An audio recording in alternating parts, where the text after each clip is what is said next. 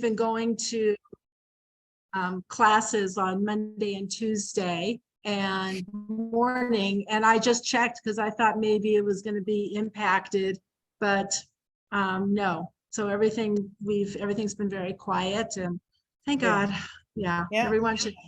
We're going to have our discussion today is all about the importance of achdut, of unity of the Jewish people, and keeping ourselves together as much as possible, because that's the ticket to our success, more so than anything else. So, all right, ladies, I'm going to, hello, Naomi, Miriam, and Trudy, and Panina, and Susie, and Etta. Hold on, I just touched something that made everybody go small. Hold on a second. Sorry. Full screen. Yes. And Esther, and Lynn, I hope you're feeling better, and Gail, and Misty, and Roberta, and Shelley, and Marla. So nice. And I hope I didn't forget anybody else. We don't see. Okay. So nice to see all of you. Why don't we start with our blessing? Baruch atah Adonai, Einu melech haolam, bachar banu mikol amim, v'natan lanu et Torah. Baruch atah Adonai, noten haTorah. Welcome, everybody. Thank you so much for joining me. And I have regards for you from Rabbi Liban. So Rabbi Liban is in Israel for an Aish conference, actually to talk to the International Aish Conference, to talk about Clean Speech Colorado, which is now spread out to other states in the country, and that they're looking to spread out even more widely throughout Aish. So he's here for a conference, and we were trying to find a time to get together. And this afternoon I said, I have our class tonight, and he had his stuff. So we had a little 2-hour period of time. So Steve and I hopped onto 2 buses and went into the old city, had dinner, took a selfie, and then got in 2 more buses and came back. And so he says, oh, tell everybody hello. So I was just with him, and he's so happy that we're continuing to learn together. He was just beaming. So really happy that we are doing this all together. So thank you so much for joining me. Okay, I want to share one thing. I'll probably be posting something about this later in one of my videos, but since it just happened this week, I wanted to share it with you. For those of you who didn't know it, everything is fine. My husband is fine, but we had reason to call an ambulance, and Hatzalah, which is the volunteer medical rescue people, came to our apartment and helped, and they were amazing and here within 4 minutes. It was just amazing. So this was already a month ago. So this past end of Shabbos, the friends that we stayed with in Efrat drove us back to our apartment, and we were getting out of the car, that's our friend's car, and we saw that there was an ambulance up the street. I don't know how many houses, but up the street. So, we're saying before Shlema, everyone should be healed, whatever happens.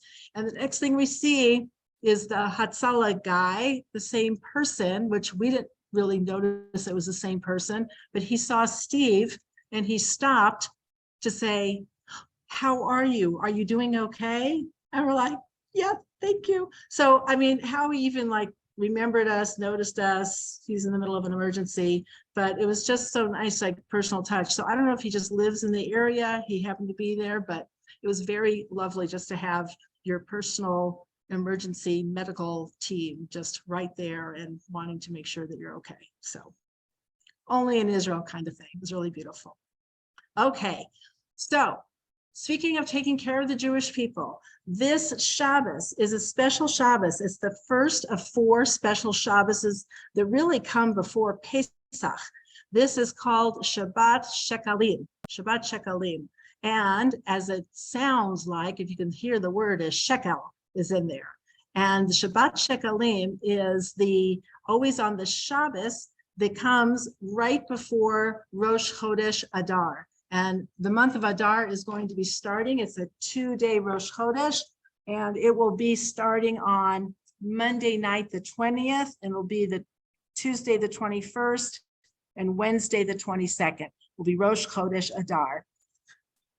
We know that Rosh Chodesh Adar, that once Adar comes in, Marbim B'Simcha, our simcha and happiness and joy increases because we have the holiday of Purim. But before we have the holiday of Purim, we have Shabbat Shekalim, which is the Shabbos of learning about and reviewing and announcing the collection of the half shekel.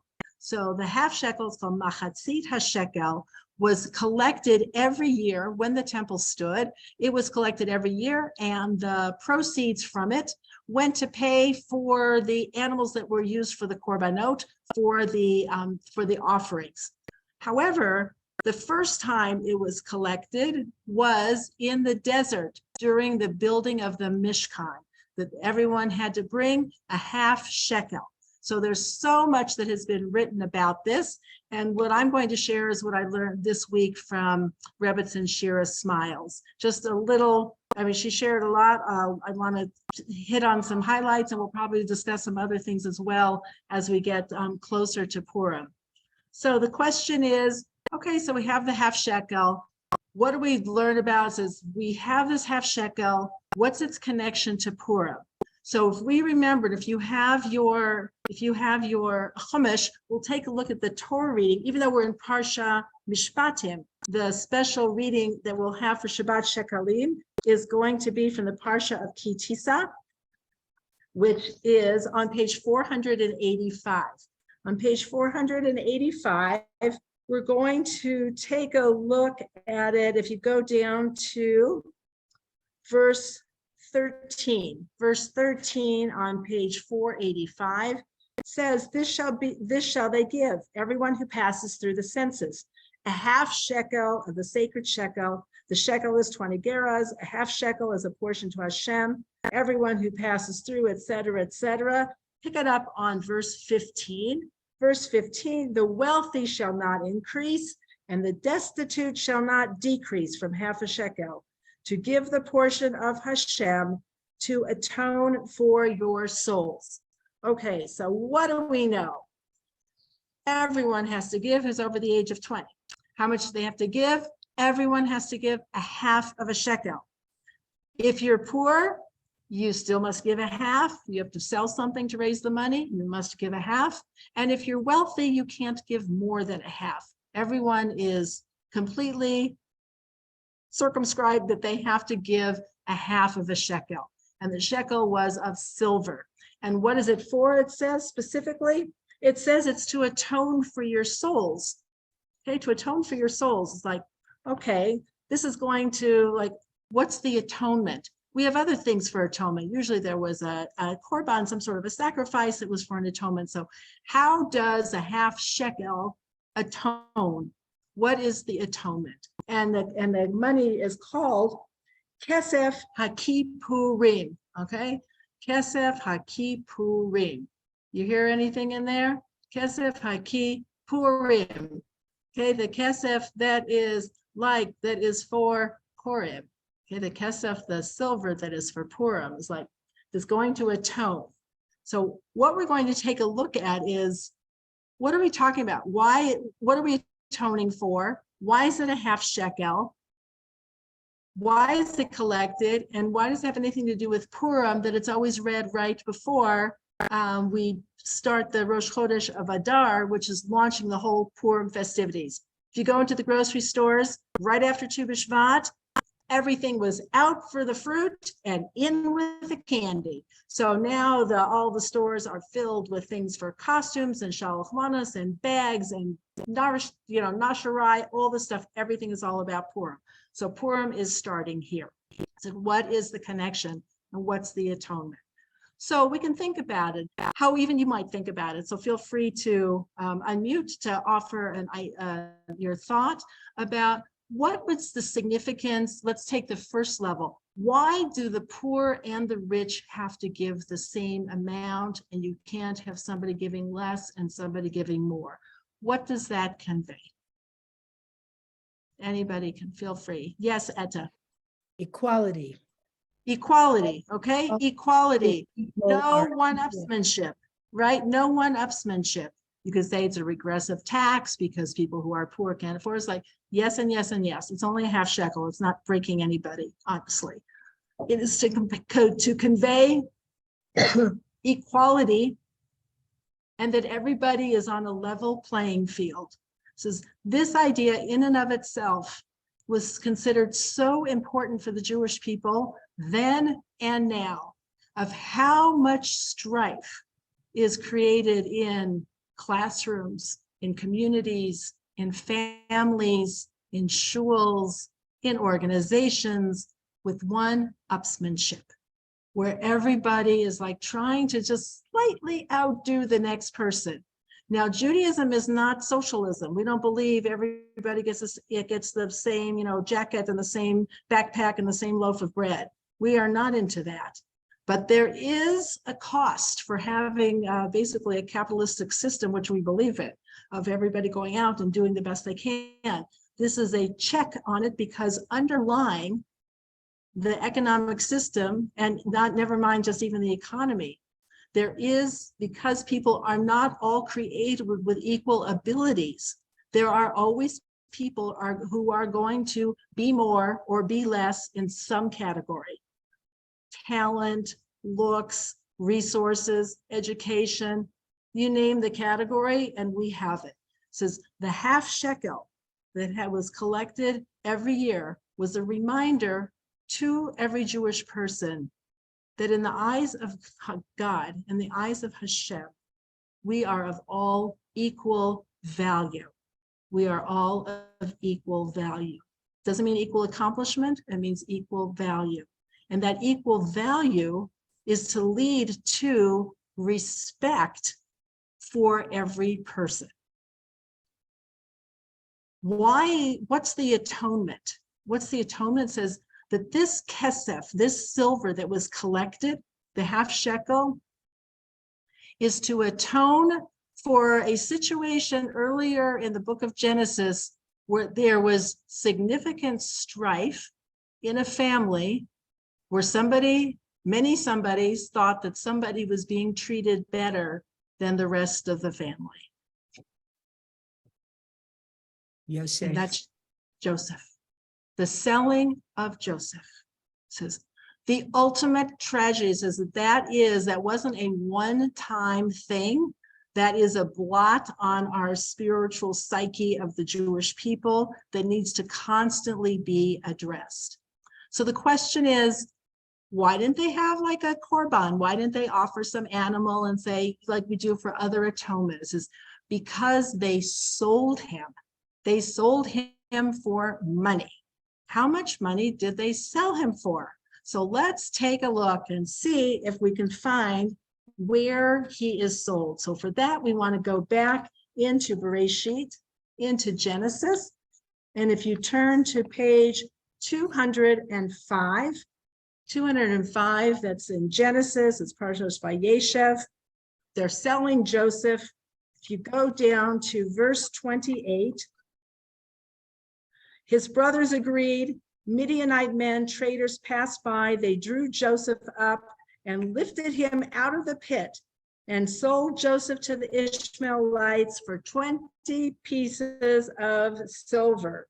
So this silver were equal to 5 shekel. 5 shekel is the amount of silver that they sold him for. 5 shekel. And how many brothers participated in the sale of Yosef?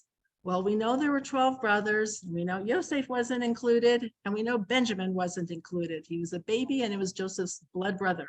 That leaves us 10. You take 10 brothers with 5 shekel, each person's share was a half shekel.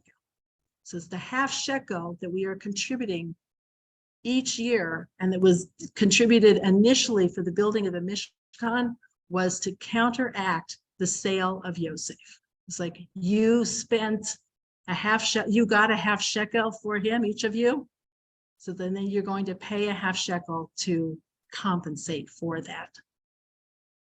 So why so exact though? Says, what was that silver used for? It was used for something very specific in the Mishkan.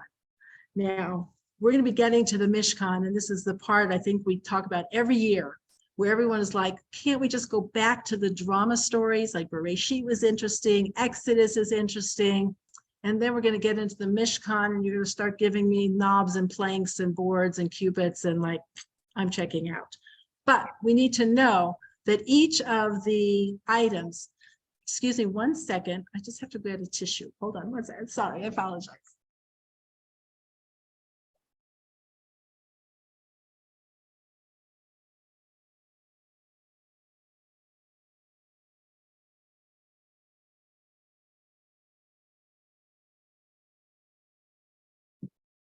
So sorry. Okay. Each of the items of the Mishkan were symbolic of something important, that the Mishkan is a microcosm of all of creation. It's a microcosm of the human being. It's a microcosm of everything. So Beth is asking about, was not there during the sale, I thought. That's another question about Reuven was busy, it says, doing teshuvah, but he was counted as if, because he was part of the group that had agreed to do something to Yosef. That's a great other question that is a different line of thinking. According to our sages, though, they are all responsible for these 5 shekels divided amongst the 10 of them, and gives them a half shekel each. What was this silver used for? It was used for page 523. Page 523, it talks about, if you look in the margin, it says making the cover, making the planks and their components.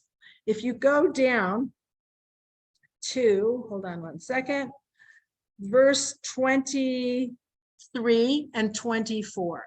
Verses 23 and 24. He made the planks of the tabernacle, 20 planks for the south side. He made 40 silver sockets under the 20 planks.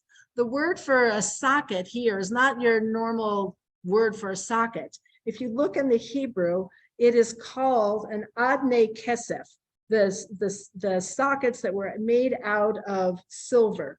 So the adnei kesef, hold on, let me see, we'll find this. Hold on. Sockets, you can just find it throughout there. Verse 25. Here it said it, look at the word, if you can find the word next to the chaf and the hay in the margin, you'll see the word ushnei adanim. Adanim are sockets, and they were made out of silver. They're called adnei kesef. Adanim is a socket that held the construction. I'm not a construction person. I'm only nervous about buying things from IKEA because you have to put it together. So that's like not my thing. But they're putting together, they're made out of silver, these sockets that held the Mishkan up. It says the Mishkan, which is the root of the word, the Shekhinah, the feminine, the divine presence. It says, what holds up the Shekhinah? What allows the divine presence to dwell amongst the Jewish people? The sockets, the adanim. The adanim, these silver sockets that were used from the money, the silver that was given from the Jewish people. It says, what does that mean? Do you see in the word adanim, the word adon, like the adon olam, or we say a blessing, Baruch atah Adonai? Adon means master, okay? And it's an honorific, Adoni. So like if somebody's yelling at you on the bus, like, get on the bus, pay with your Rav card. They say, I don't need, like, it means like, sir, like, do this. And Adon is the idea of giving regard to another person. If I call somebody my Adon, Adoni, that's used as a slang in Israel, but it really means my master, and I don't mean like as a master slave, but it's an honorific Adoni. It says, what holds up and allows the Mishkan to stand, the divine presence to be with the Jewish people, is when each person, each socket, sees the other one as an Adon, that you are the person who is, I'm here to respect, to give honor to, you are my Adon. And we know that the sockets too, they have to be aligned. You can't have one socket, it's like, well, I want to be a higher socket than the other socket. If one socket's higher than another socket, the whole thing's going to fall over. So it has to be even, and that's what supports the divine presence. It says, when the Jewish people, or when the brothers first sold Joseph, it was a betrayal of this recognition of the greatness of each person and their unique contribution. And so the contribution then of the half shekel is a kapara, is an atonement for that. This idea, this whole thing that got launched in the Mishkan, says, rears its head again in the city of Shushan, where the Jewish people are in exile. They had been in Babylonia, which was then, taken over by Persia. The Jewish people in Shushan, it says, when Haman comes to tell Achashverosh about his plan to destroy the Jewish people. Does anybody remember what he says about the Jewish people? Like the first thing he says about them, it's like, it's not so nice. I'm sorry, Matova. Oh, thank you. Okay, okay, you've got another enemy who said something about us, and that was Bilam, who said, Matovo Haleha Yaakov, how goodly are your tents, O Jacob, and it turns into a blessing. Unfortunately, Haman's words were more accusatory. His words were really an accusation. Exactly, there is a certain people, but that there is a certain people is sounds good literarily, but it's not exactly what it says. So let's take a look at the Hebrew, and we'll find that, and we're kind of going around a lot of things here, our travel through the Chumash, but now we're going to the back of the Chumash where the Megillas are, and we're going to look at Megillat Esther. So on page 1255, which is Esther, and if you want to go to verse 8, chapter 3, verse 8, and we'll see exactly what Beth said. Then Haman said to King Achashverosh, there is a certain people scattered abroad and dispersed among the peoples in all of the provinces of your realm. Okay, so that's very dramatic. We can hear it, being performed. But let's take a look at the Hebrew and see what it says. It says, Vayomer Haman lamelech Achashverosh. Yeshno, there is Am Echad. There is a unique people. Echad, what does Echad mean? We know what Echad means. There is one people, a people that is really more saying, there is a people that is supposed to be one, that is supposed to have Echad, Achdut, it is supposed to be unified. However, what are they instead? It says mifuzar, which means how they are physically, that they are physically scattered throughout the realm. But more important, the next word, umiforad. Miforad, parade. It sounds kind of like the word separate, parade.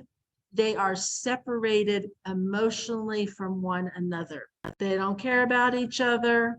There is discord. Maybe sounds familiar. They're not getting along. There's partisanship. There's this, there's that. There is separateness. Why is Haman saying this to Achashverosh? Because Achashverosh is not stupid. He's not the way he is portrayed in, how we grew up with him, like the buffoon king. He's evil, but he's not a buffoon. Achashverosh would not have had an inclination to start up with the Jews. The Jews actually have a pretty good track record of God intervening on our behalf. However, God's intervention on our behalf is conditional. And the condition is Achdut. Yes, we talk about the 613 commandments, and God's a big fan of us keeping all of them. However, barring that, Achdut is the key. When the Jewish people are unified, in fact, it's said that during the rule of King Ahab, you remember Ahab and Jezebel? Okay, you should remember, we probably don't know the names of hardly any kings except King David, King Saul, and King Solomon, and that's it. There are so many kings of the Jewish people, some bad, some good. Ahab always stands out, maybe from Moby Dick or whatever. Ahab was really awful. It says that during his reign, the Jewish people were successful in their battles. It's like, they shouldn't have been. How come God gave them success? It's like, they were unified. They didn't speak Lashon Hara against each other. They were nice to each other. They were, okay, so they were worshiping idolatry and doing some horrible things, but they were united. It's like, God is like, okay, but they're all together. It says, during that, it says the Achdut, the unity of the Jewish people is the key. So when Haman says to Achashverosh, there's this people that's supposed to be one, but guess what? Not only are they scattered around physically throughout the realm, but there's so much discord between them. Don't worry, God's not going to do anything to help them. You'll be good. And Haman wants to put money into his offer. And what does he say that he's going to do? If you go down to verse 9, it says, if it pleases the king, let it be recorded they be destroyed, and I will pay 10,000 silver talents into the hands of those who perform the duties. So he's paying for the privilege of destroying the Jewish people. It is based on this that the Gemara, the Talmud says specifically about this money that Haman's going to pay, is that God knew that there would come a time when there would be a Haman who would want to destroy the Jewish people and would be willing to pay money for the privilege. And he set into motion first that the Jews should pay, because this was already, centuries before in the desert, that they would collect, that they would collect the money, and it would be a kapara. It would be this kesef, the half shekel, and there's the fancy calculation, which I didn't go through and check out. That says the number of people who paid the half shekel times the amount of shekel that it equaled was the exact amount that Haman was going to put in. So it's like, we had our money on deposit first. It's like, we already, you could say, what does that mean? You put that money, you already did that like what, hundreds of years ago? Why should that count for anything? So it's not that the money was collected. It's that we set into motion. We really do care about being together. We really do want to recognize that each of us is a half, and that we need the other people, and we're not trying to outdo each other, and we don't have jealousy, and we want the Shekhinah, we want the divine presence to rest among us, and we want to support it. So all of that speech is summed up in the word, the silver, this half shekel of silver that was collected.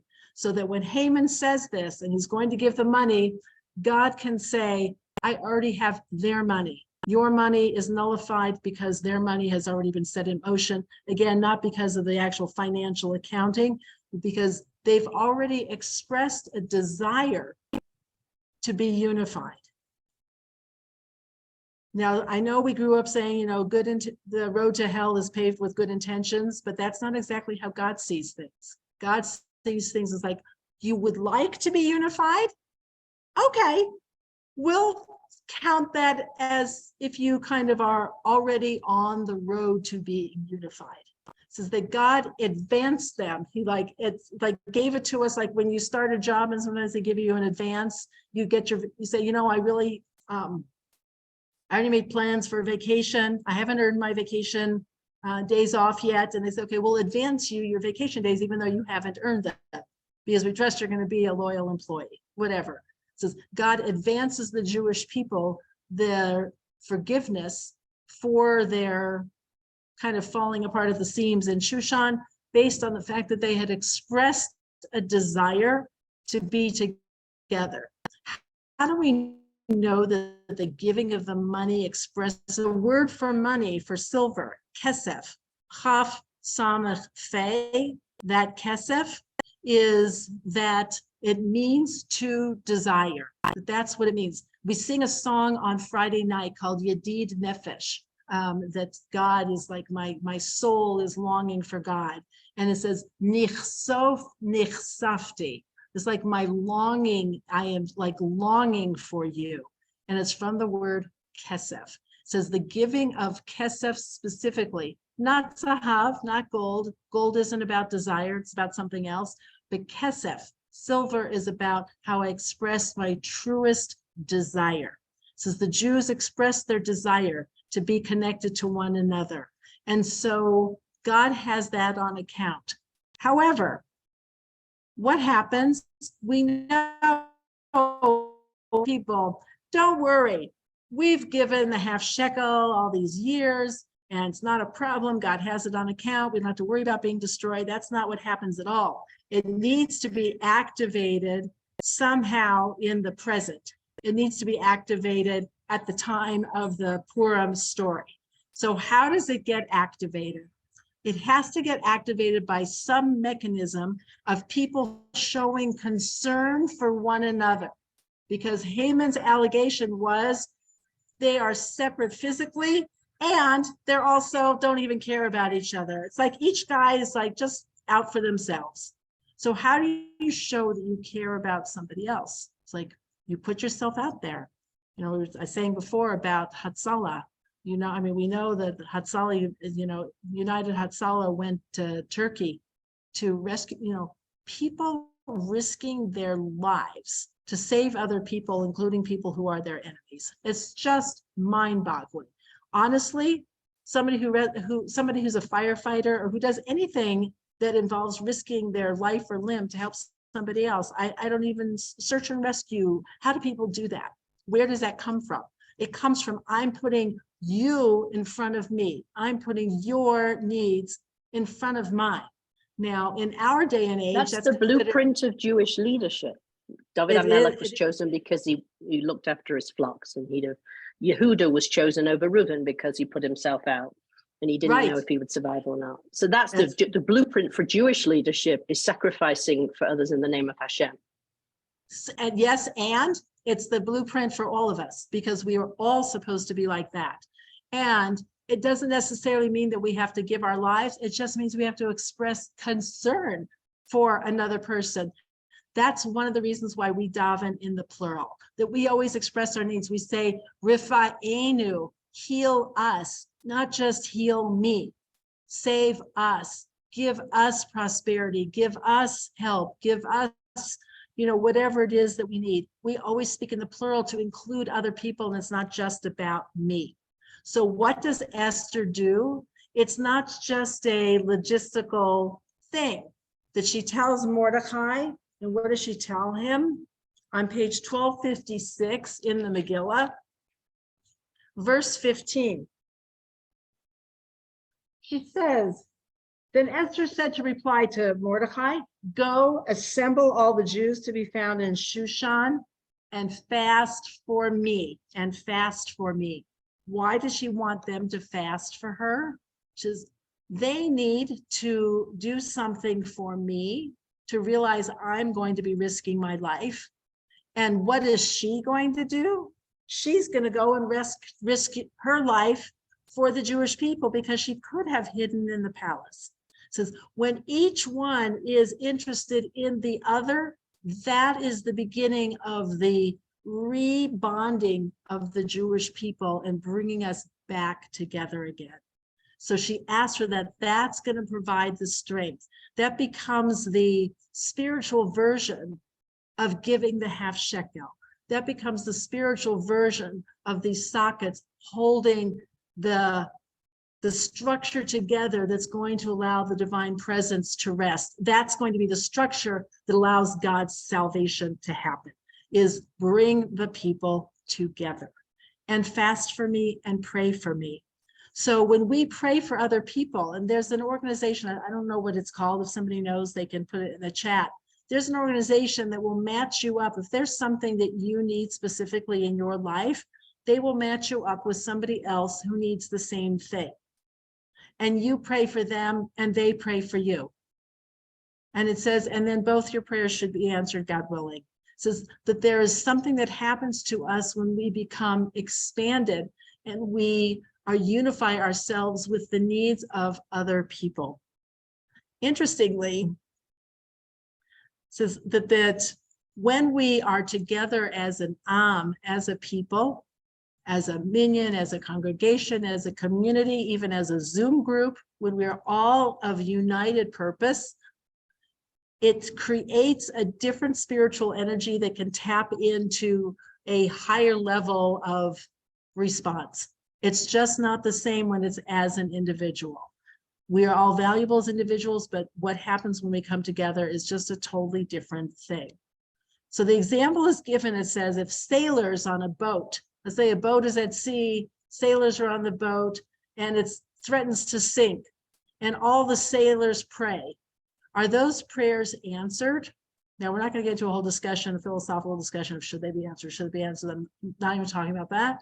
But the Gemara says they're not counted as a group because each one is really only wants to himself or herself to live. Save me, save me, save me. But when it was a save us, that is a different prayer than save me. That's why you'll never see a bumper sticker, even from a spiritual realm, that says, I've been saved. Remember seeing those like for Christians, whatever, I've been saved. We don't have that concept. There's no such thing as one person gets saved. It's like, we're all in this together. Not only are we on the same boat, but we are all in this completely together. It says, when Esther says this allows the Jewish people to come together. So there's a fascinating connection as well, is the word for an enemy. There's certain different words for an enemy, but one of them is it's so rare. It's so rare is an enemy. But the same word also means to bundle together. I don't know why it's the same, but Haman is called an oyev, and it's so rare. He is an enemy of the Jewish people. But it says he's also so rare, which means he is a bundler. He's a bundler. This is because in the whole thing of Purim turning things over, the fact that he threatened us, as we see throughout history, is what brought us together. It bundled us together. If there wouldn't have been a threat, so here he thought, well, we can destroy them because they're so separate. But as soon as his threat comes into be a reality, that results in fixing the problem. So he's really the cause of our salvation, which is pretty bizarre. So in a way, he becomes the hero of our story in a very strange and convoluted way. So he becomes the one who bundles us together as a group, brings us together along with Esther, and this is what's able to overcome the decree of death and destruction and annihilation of the entire Jewish people at that time. The giving of this money, this kesef, says this desire and the ability to see ourselves as being equal with one another. So then that takes us back to the idea of why is it a half? Why is it just a half shekel? So we saw the Joseph piece, that was just the way the mathematics work out, that if you have 5 shekel divided by 10 people, that's a half shekel per person. But what else does a half mean? What else? If I say, think about a couple or something, you say, oh, my better half. What does it mean to be able to only give half? What does that mean? Anybody else have an idea? Gail, do you want to? We're not whole. I'm sorry, say that again. You're not whole. You're right. You're not whole. You're only half, not whole.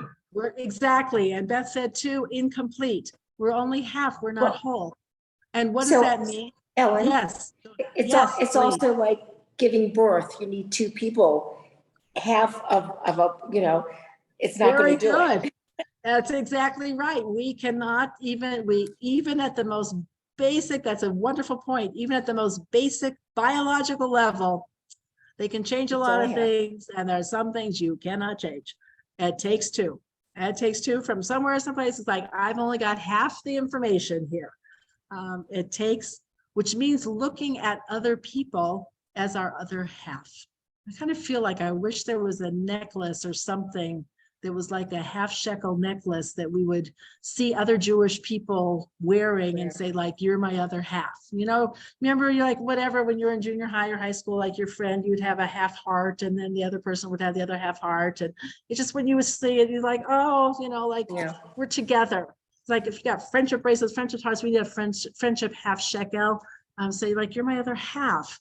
And when I know that I'm missing my other half, if I think I'm complete, I don't really need you. It's like, fine if you're in the world, but I don't need you, and you don't need me. But if I know that I'm only half, then I must find you. I must find you. And that is a completely different dynamic that changes everything. I think that they maybe should even do that for an icebreaker or something. Maybe we should do that sometime, is, give somebody like a half and like, go find your other half. It's like, you have to see that other people are part of your equation and not that they're, I don't know, the set design on your stage of life. It's like, they are your other half. And when we see other people like that, it changes our appreciation of them. It's like, oh, I see how you compliment me, how what I'm missing you have. And then that means I don't really have to pretend like I know everything, because it's not possible. There's somebody else who's there to complete the picture. And so I look at and engage with other people from that perspective. Totally changes conversations. Like if you go into a conversation with somebody and say, like, I know that you know something that I need to know that I don't know. I know you know how to do something. I know you have a resource. I know you have a thought, a perspective that I don't have and that I can't have, because that's how God arranged the world. Also, Our relationships. Also, when, sorry to interrupt, when people study, at least in twos. Exactly. So it says a person who's is not the same when that's why you're supposed to have a chavrusa. You're supposed to have a partner, somebody to learn Torah with. And it's why the Jewish people had to receive the Torah. It wasn't given to one person. It was given to Am Yisrael. The Jewish people hold the wisdom of the Torah. It cannot even be held by one person, unless you're Moshe Rabbeinu and it was downloaded to you. But then it was still to be given. It wasn't meant for him to keep. It must be shared, and it must be, worked on together and held together. Yes, Etta. Just an experience I once had that I've never forgotten. It was Yom Kippur, and I was in synagogue, as many of you are, and the rabbis turned to us and said, look at the person on your left and say hello. So we did. And then he said, ask them what they would like you to pray for them. And you tell them what you need. Very powerful. And it was so powerful. There was a young woman there, never seen her, would never speak to her. When we got through telling each other, she wanted to have a baby. And I wanted my son to get one. And between the two of us, when I left, I felt she was my best friend. See, it's just amazing. And it's like the separation is an illusion, and it doesn't take so much to break through it. It really, really doesn't. Just asking that question. You're sitting next to somebody and you just ask that question, and usually people start crying, actually, is what usually happens, because you like, what can I pray for you? And it's so touching, and it creates a bond. And so we can see this, how this would work even, with going back to the Megillah. Esther saying to Mordechai, have them fast for me, not for themselves. We always care about ourselves. That's not so hard to muster up. It's the caring for the other person that opens up the floodgates of possibility. It changes everything. It changes the whole equation. So when I'm half and you're half, and it's not like I'm 3/4 and you're 1/4. It's like you're half and I'm half. So we're equally incomplete without each other. What could be better than that? What could be better than that? So one of the ways we also try to facilitate this is through on Purim of giving shalach manos, mishloach manot. Okay, giving little snack to somebody. Okay, you're not saving them, you're not rescuing them, you're just giving them an expression of you are connected to me in a very easy way. So I actually learned something. I'd always grown up learning that you needed to give 2 items of food that had different blessings. either like mezonot and shakol. That's not true. It just, to me, needs to be two different items. It could be peanut M&Ms and I don't know.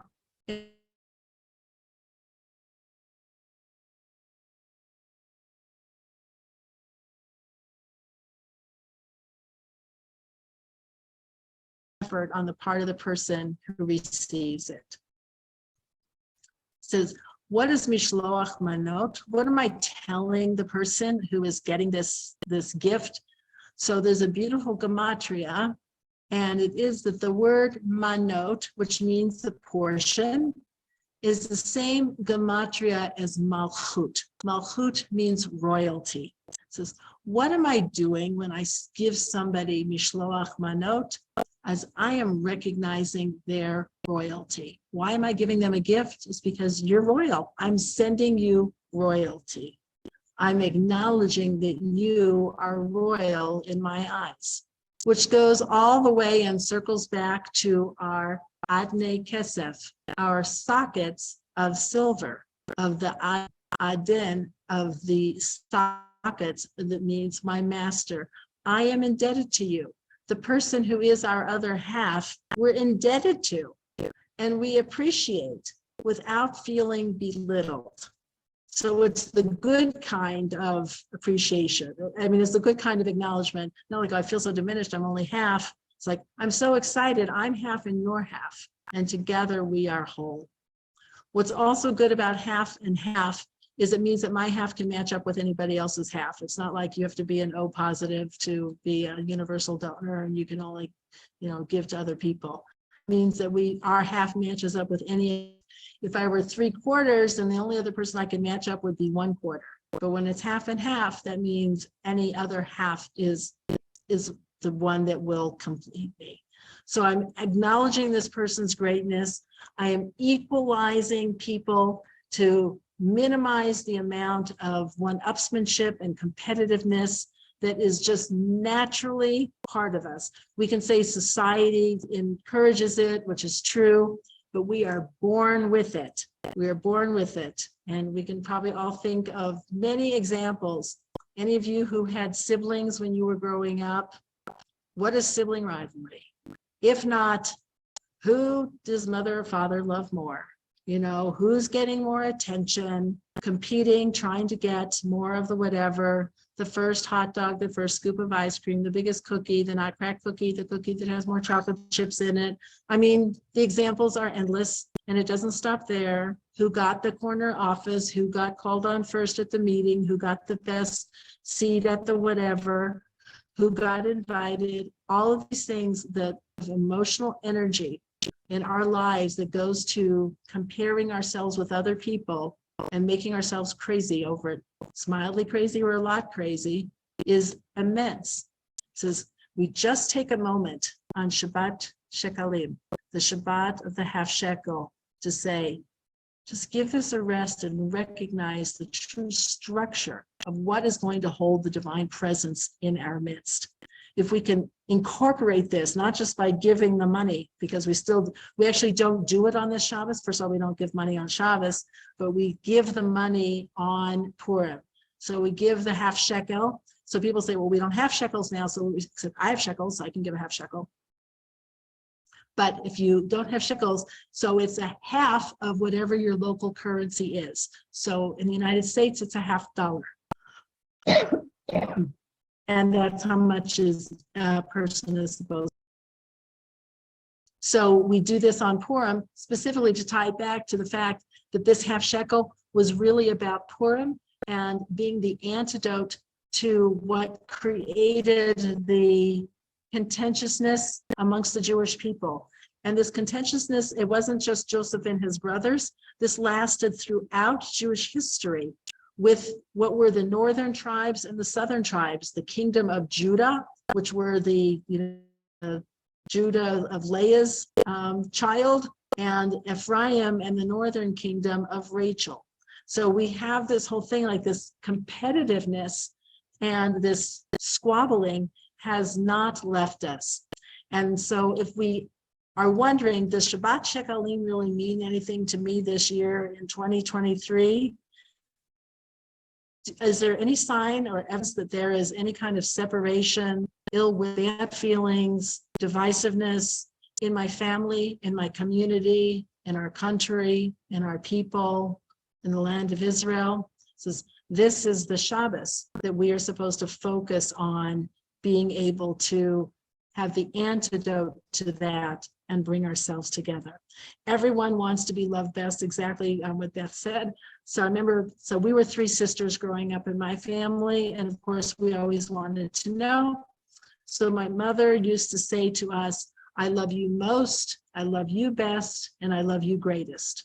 Now that was supposed to kind of put an end to our discussion, except then we would sit there and try to figure out which of those most, best, or greatest was really the better of all of them, the best of all of them. They were all meant to be the best. It's pretty crazy, the way our minds think and the trouble we can get ourselves into at the local and at the national and international level. So if there was ever a week where we needed Shabbat Shekalim, I think this is the week that the Jewish people need it. We probably could use a little bit of it every day. As I said, I would be a big fan of having a half shekel necklace going around. Maybe somebody can create that and sell it for half shekel. To be able to demonstrate our connection and partnership and unity with another, so that when we have Haman's accusation, Yeshno Echad, there is a certain people, it's not a certain people, it is a people that is one, that is not one, and therefore there is a chink in their armor, and Achashverosh, you can be successful destroying them. And the antidote was, we came together and we did teshuvah for that, and then we were able to be saved. It was the answer then, and it's the answer now. So Ellyn? I would also suggest, yes. There is a man in Israel Yes. who sells half shekel necklaces, and I can't remember his name, but it's Beged Ivrit. The company is Beged Ivrit, and he lives on that's so Agrippa. funny. He lives on Agrippa, right next to the Machane Yehuda. So if you Google All Beged right. Ivrit, yeah. So I used to have one, but I lost it. So Well, maybe your other half found it. Thank you, Valerie, for telling us. That's so funny. So that this is what we can do, and to be able to enter into a different perspective. So I would even offer that when even political discussions get hot, that we are so, and I'm in there, so eager to get our point across in our perspective and how we're right and other people are wrong, is to even be able to say, I hear you have that you have very strong feelings about this, that this means a lot to you, that you're really bothered by this, or this is a big concern of yours, to give the other person space and to not take the bait to get into an argument. I don't know anyone who's ever been able to convince somebody else to have a different opinion. People get their opinions through a very slow process. They have to want to change their mind. And it's best, it's like, the relationship, we got together today with family members with whom we are on we could not be more polar opposite in our political perspectives. But we're family. And we got together, we talked about the kids, we talked about adjusting to Israel, we talked about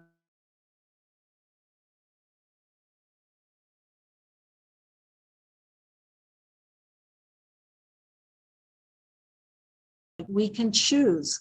Says, what happens? The people who were in Shushan, do you think Ellyn? Jewish people have changed at all? Ellyn, Yes. you keep freezing. Is Yes. that happening for everybody? Do you want to sit nearer your router? I can't, but thank you. Oh, okay. Sorry, because I'm plugged in and my router is someplace else, but I'm sorry that I'm freezing. For those of you who are having difficulty, I apologize. We're actually almost going to conclude. So to not take the bait and to recognize that our relationship as a people, the Jewish people have always been contentious. People have always been able to have ways of different perspectives and different beliefs and everything else, but we don't have to always have a conversation about what those differences are. We can choose to operate on a higher level, on the machatzit hashekel, the half shekel level, where we are recognizing what other people's contributions are and what other people's greatness and qualities are and how they are royalty in our eyes and not somebody who needs to be the subject of my political debate. So the Shabbat Shekalim is a special time for us to be able to have that perspective and to cultivate it. And hopefully we will be able to reap the rewards very soon for having that. So I want to wish you a good Shabbos. You should have a very good Shabbat Shekalim. And when we read that section in the Torah, to be able to enjoy that and to take in the messages of it and to benefit from the love and unity that the Jewish people are meant to have, so that we can be not an that is separated and far-flung, that though we may live in far-flung areas, it doesn't mean that we aren't connected to one another. So I wish that. I feel very connected to you. Thank you so much for joining me. And if anybody has any questions, I'm sorry about the internet connection. So I'm happy to stay on to answer any questions or comments that anybody has afterwards. Have a wonderful Thank you, Shabbos. Ellyn. Good Shabbos. Thank you. Thank you. Good to see you.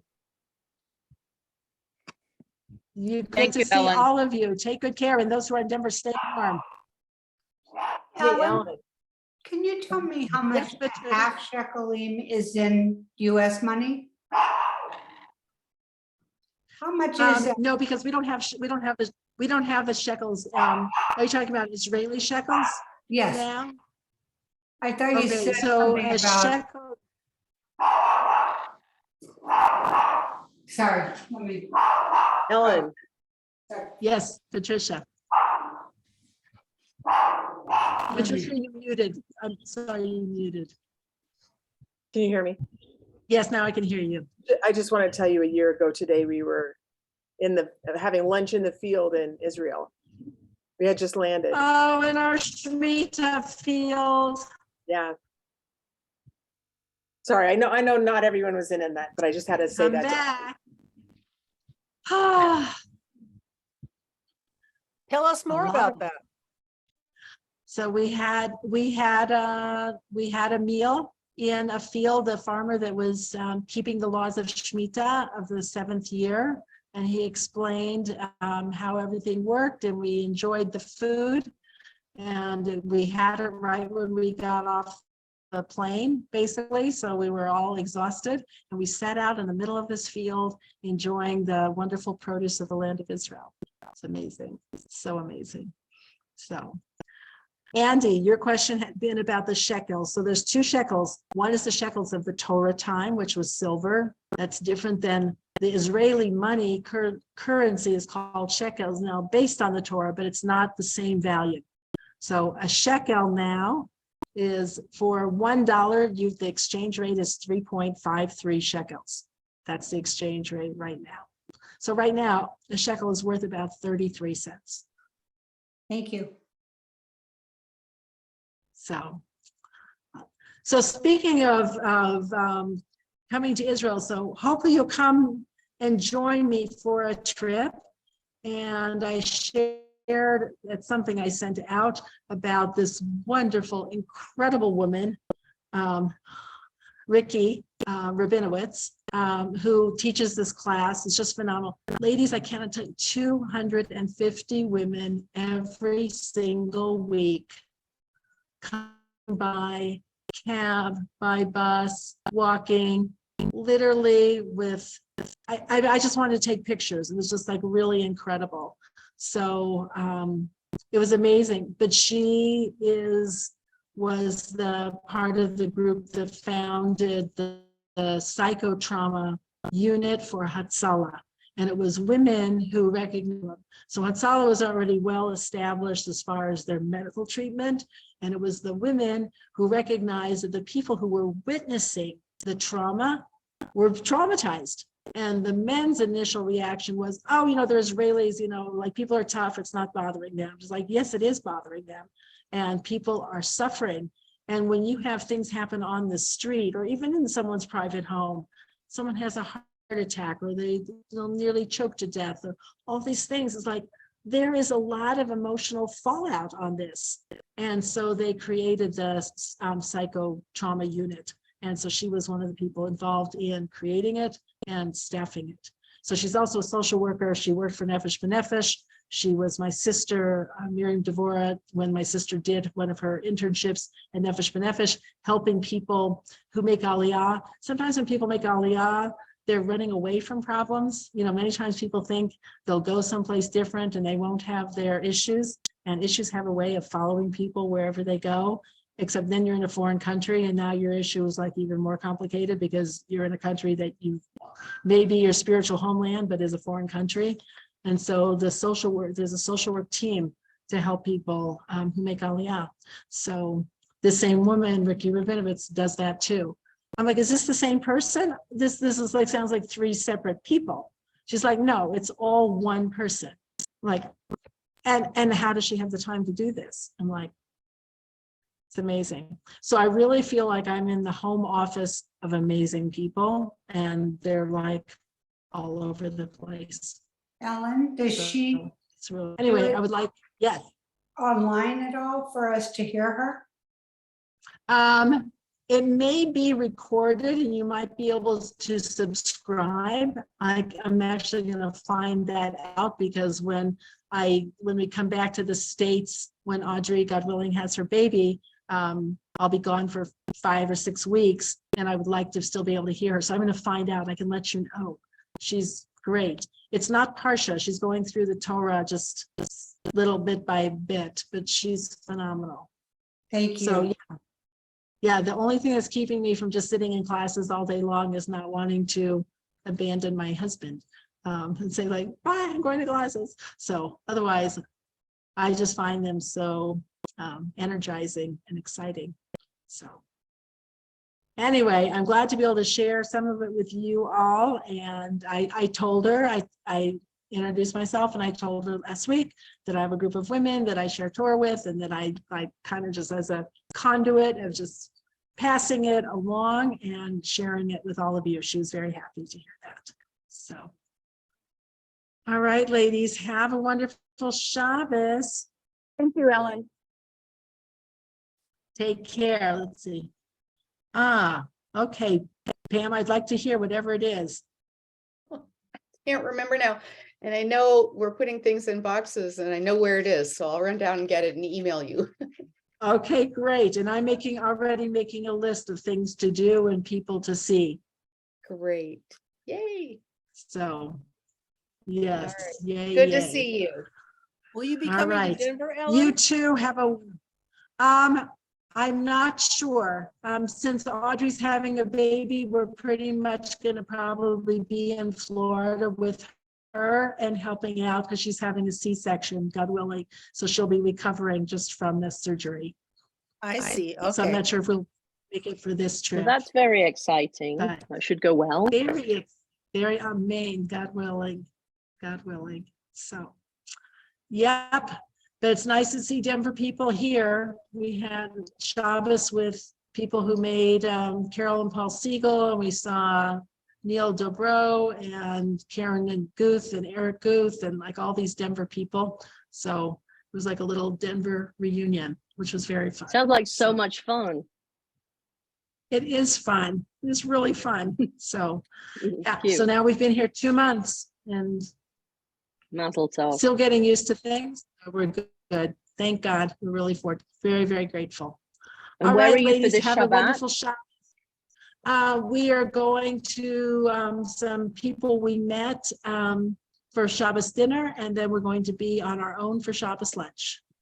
Have a lovely time. Thank you so much. All right. Thank you for class. Take care, everybody. Thank you. Stay warm.